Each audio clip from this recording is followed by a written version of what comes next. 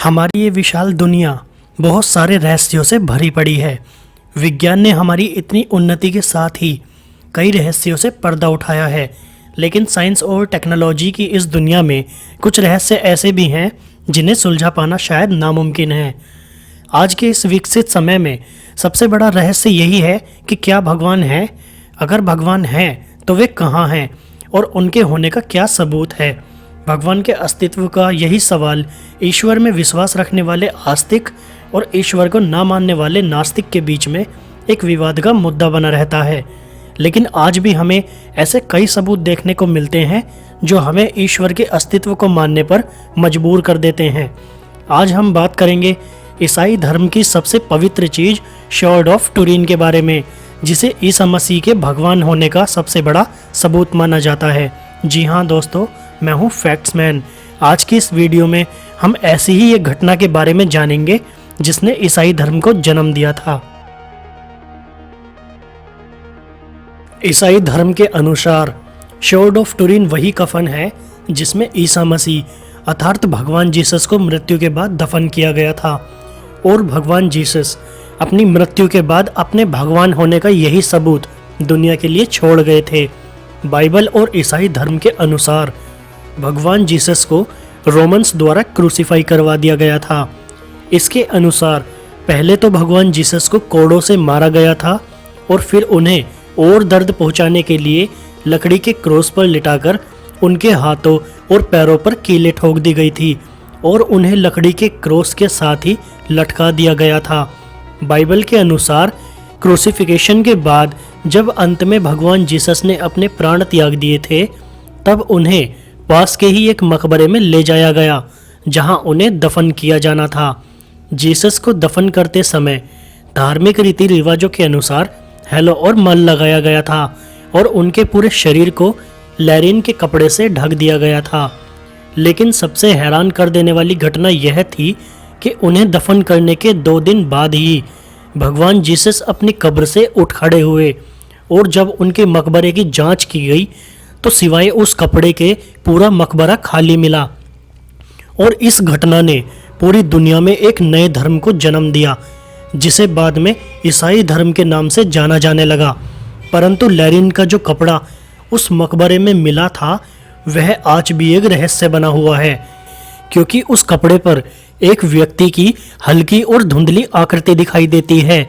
इस कपड़े पर बनी आकृति को ध्यान से देखने पर यह साफ साफ पता चलता है कि एक व्यक्ति काफी घायल हालत में लेटा हुआ है, जिसके हाथों और पैरों पर घाव के निशान स्पष्ट रूप से पता चलते हैं। क्रूसिफिकेशन के बाद जीसस मर चुके हैं या नहीं, यह पता करने के लिए एक रोमन सैनिक ने उनकी छाती के निचले हिस्से में भाले से वार किए थे, और उस घाव को भी लैरिन के कपड़े पर इस आकृति में स्पष्ट रूप से देखा जा सकता है। ईसाइयों का मानना है कि हो न हो ये जीसस ही हैं जो अपने भगवान होने का यह सबूत छोड़ गए हैं।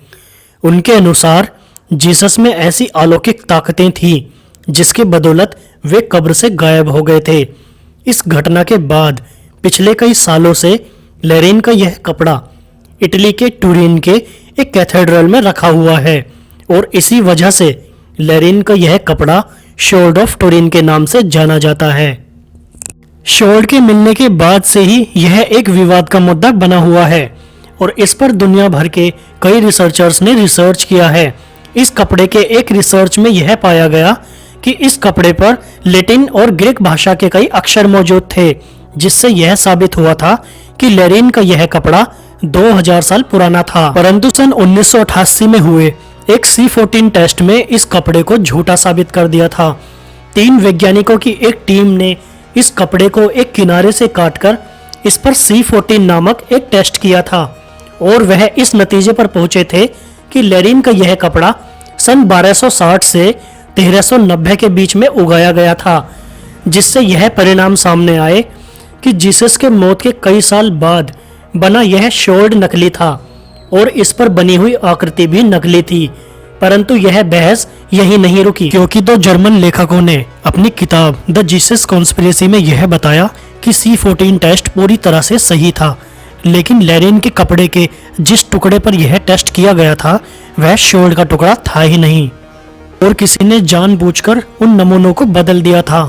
विशेषज्ञों ने बताया कि कपड़े को काटने के दौरान उस पूरे समय की वीडियो रिकॉर्ड की गई थी जो पूरे 8 घंटे की थी, लेकिन इन पूरे 8 घंटों की वीडियो क्लिप में से 30 मिनट कहीं गायब थे और इसी दौरान कपड़ों के नमूनों के साथ छेड़छाड़ की गई थी और इससे यह संभावना जताई गई कि वैज्ञानिकों द्वारा जिस कपड़े पर यह टेस्ट किया गया था वह स्वॉर्ड ऑफ टुरिन का कपड़ा था ही नहीं। द जीसस कॉन्स्पिरेसी बुक में लेखकों ने और एक बात बताई थी जिसमें उन्होंने लिखा था कि लैब को मिले कपड़ों के नमूने और स्वॉर्ड ऑफ टुरिन के नमूनों के काफी बारीकी से परीक्षण करने के बाद यह पता चला था कि दोनों ही कपड़े आपस में बिल्कुल अलग थे, जिसमें दोनों ही कपड़ों का वजन और दोनों ही कपड़ों की डिजाइनिंग पूरी तरह से अलग थी। इस बात ने कपड़ों के नमूनों के साथ छेड़छाड़ करने की बात को सहारा दिया, परंतु कभी भी C14 टेस्ट को गलत नहीं बताया गया। परंतु इतने परीक्षणों के बाद भी यह साबित नहीं हुआ कि यह स्वॉर्ड ऑफ टुरिन वही कपड़ा है जिसमें जीसस को मृत्यु के बाद लपेटा गया था और स्वॉर्ड ऑफ टुरिन एक रहस्य बनकर रह गया। परंतु आज भी जीसस में विश्वास रखने वाले ईसाई धर्म के लोग स्वॉर्ड ऑफ टुरिन पर विश्वास करते हैं। दोस्तों, आप स्वॉर्ड ऑफ टुरिन के बारे में क्या सोचते हैं कमेंट करके हमें ज़रूर बताइएगा। दोस्तों, अगर आपको वीडियो अच्छी लगी तो इसे लाइक करना, शेयर करना और अगर आप चैनल पर नए हैं तो चैनल को सब्सक्राइब कर लेना। मैं ऐसे ही रोचक वीडियोस आप लोगों के लिए लाता रहूँगा।